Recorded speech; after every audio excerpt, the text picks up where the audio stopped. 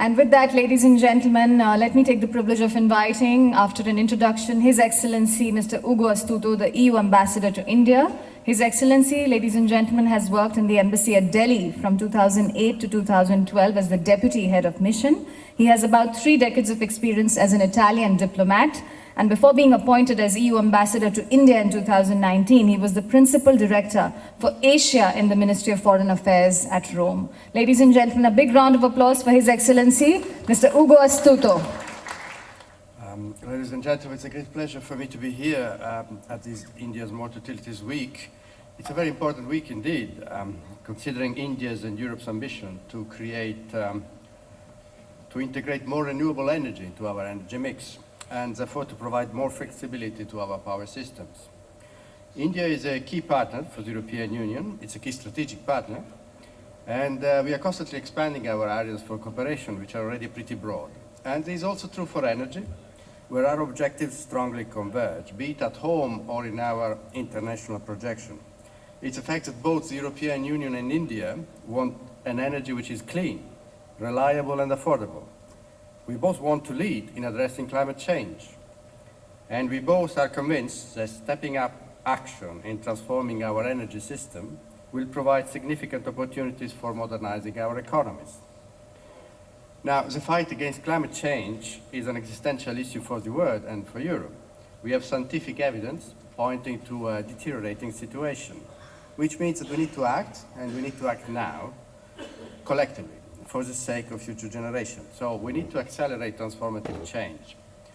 And the European Green Deal, which was adopted in December, puts this transformation at the heart of the European project. You may have already heard about this initiative launched by the President of the European Commission. It's a growth strategy that aims at transforming the European Union into the first climate-neutral continent by 2050, where economic growth is decoupled from resource use.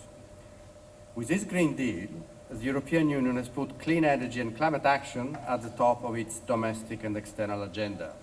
But if we wish to be successful in our fight against climate change, we need to act all together.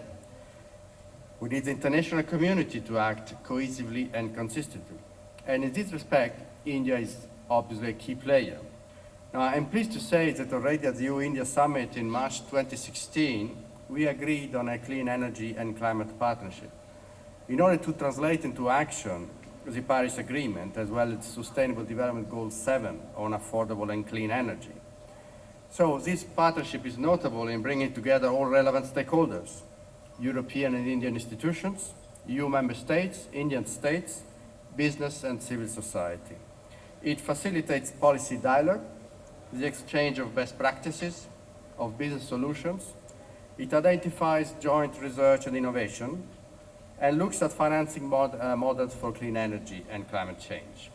Now, we already have a number of concrete initiatives to illustrate this in the areas of energy efficiency, of renewable energy, and notably on solar energy. Let me recall here our support, the EU support to the Indian flagship initiative, the International Solar Alliance. Smart grid are also a crucial piece of the puzzle in this endeavor. It is indispensable to have smart and efficient networks in order to optimally use the installed capacity of renewable energy. Our cooperation in the area of smart grids focuses on exchange of knowledge, expertise and technologies through, for instance, demonstration projects on energy storage to promote the integration of renewable energy and electric vehicles, through the discussion on the evolving role of distribution system operators in the context of smart grids, and by comparing notes on the regulatory frameworks and the electricity market designs.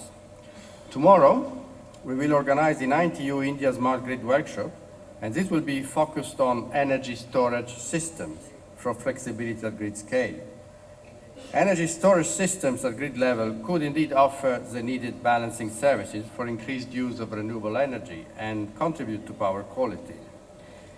If Europe is on track today to deliver on the target set of renewable, it is also because we massively invested in research and innovation. And cooperation on research and innovation in energy is also an integral part of our EU-India agenda.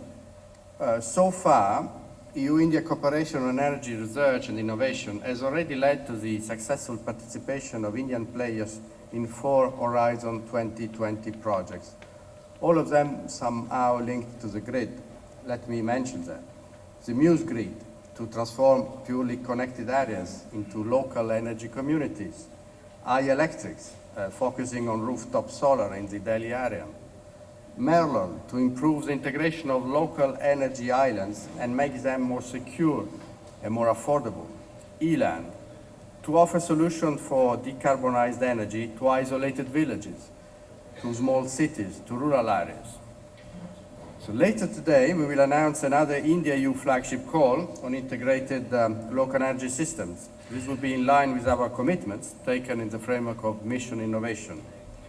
And again, later this afternoon, I hope you will all have the possibility to visit the EU Pavilion in the exhibition space. Several EU projects, business and industry organizations will showcase their innovative solutions and technologies. It will also have a B2B area to connect Indian, European organization and business, because if we want to be successful in our endeavor, we also need the business community to be fully involved. So with this, let me conclude. Thank you very much for inviting me here, and I wish you all a very successful conference.